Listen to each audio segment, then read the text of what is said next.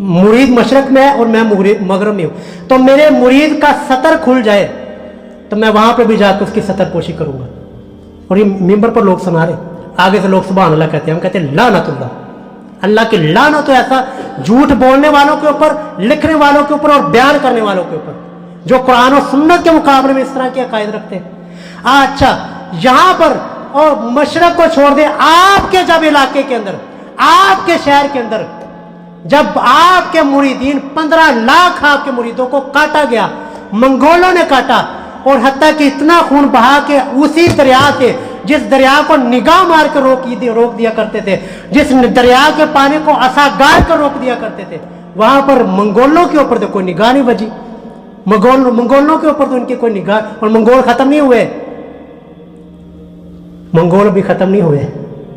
ये जो मुगल बरादरी ना हमारी, मुगल मिर्जा, ये मंगोलों से मुसलमान हुए, क्योंकि मंगोल जब ये अरबी के अंदर लफ्ज गया ना, अरबी, वो अरबी के अंदर गाफ तो नहीं है, तो मंगोल को मगोल पढ़ते थे, मगोल।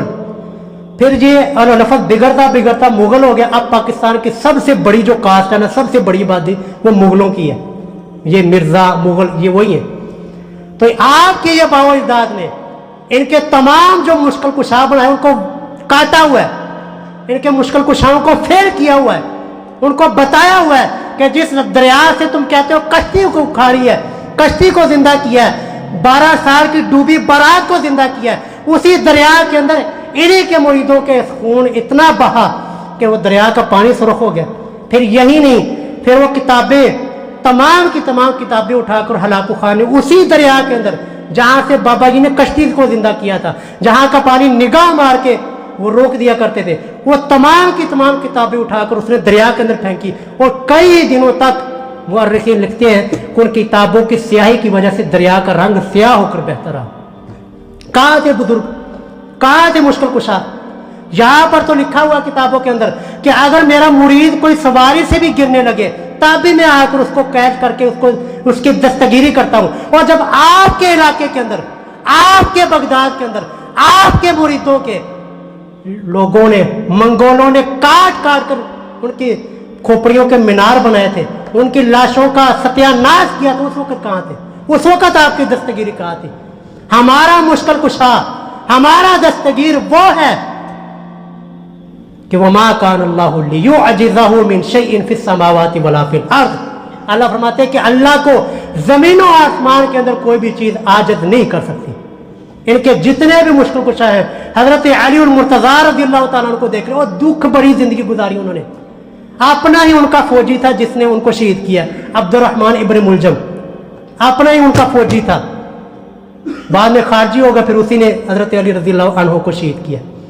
इतनी दुख भरी जिंदगी गुजारी, फिर भी लोगों की अकल में ये बात ना आए। और तारीखे बगदाद, सकूते बगदाद, इतने को हमारे ऐसे कहना कि हम जब भी बगदाद का नाम आप सुनेंगे, तारीख पढ़ेंगे, आपके सर शर्म से झुक जाएंगे। इतनी हमारे ऊपर ये तबाही मुसल्लत की गई, और एक राफजी की गद्दारी की वजह से। इब्ने अलकमी उसका वजीर था, मुस्तासम बिल्ला का, अब्बासी खलीफा का वजीर था, उसने गद्दारी की थी, तब ये सारा हुआ। तो बुजुर्गों को तो गैर का इल्म भी नहीं हुआ कि उनके शहर के अंदर उन्हीं का वजीर वो गद्दारी कर रहा है, हलाकू खान के साथ साजबाज कर रहा है। क्यों नहीं उनको पता चला? क्यों उनका इलाका तबाह हो गया? आज तक, आज भी देखे बगदाद के हालात क्या हैं।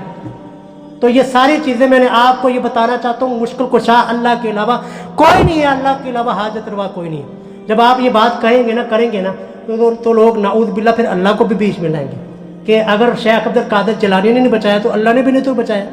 अगर उन्होंने दस्तगीरी नहीं की तो नाउज़ बिल्ला अल्लाह ने भी दस्तगीरी नहीं की। हम यही तो कहते हैं कि आप अपने बुजुर्गों को अल्लाह के मुकाबले में लेकर आते हैं।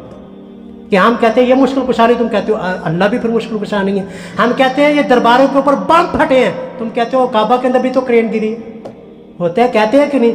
यानी अपने बुजुर्गों को अल्लाह के मुकाबले में लेकर आते हैं। इसी वजह से तो हम मुशरिक कहते हैं। तो इसका भी जवाब सुन ले, अल्लाह रब्बुल आलमीन का कहीं पर यह दावा नहीं है, अल्लाह रब्बुल आलमीन का कहीं पर भी यह दावा नहीं है कि मैं उसी वक्त मुजरिम को पकड़ूंगा और सजा दूंगा। अल्लाह रब्बुल आलमीन ने इस दुनिया को बकदरे मोहलत छोड़ा हुआ है, मोहलत दी हुई है।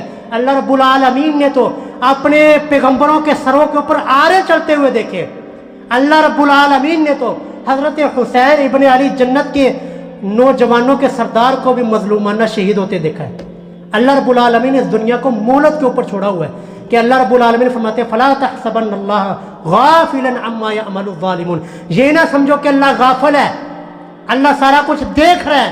اللہ پھر تو پکڑتا کیوں نہیں, ان کو عذاب کے اندر گرفتار کیوں نہیں کرتا؟ اللہ فرماتے ہیں انما یؤخرهم لیوم تشخص فیہ الابصار.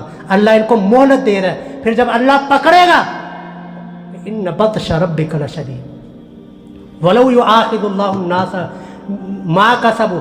اللہ فرماتے ہیں اگر اللہ زمین والوں کو انہیں کے گناہ کے اوپر اسی وقت پکڑنا شروع کر دے تو زمین کے اوپر تو کوئی جاندار بچے ہی نہ. اللہ نے اس دنیا کو بقدر مہلت چھوڑا ہوا ہے, جو کرے گا اس کو اپنی سزا کاٹنی پڑے گی.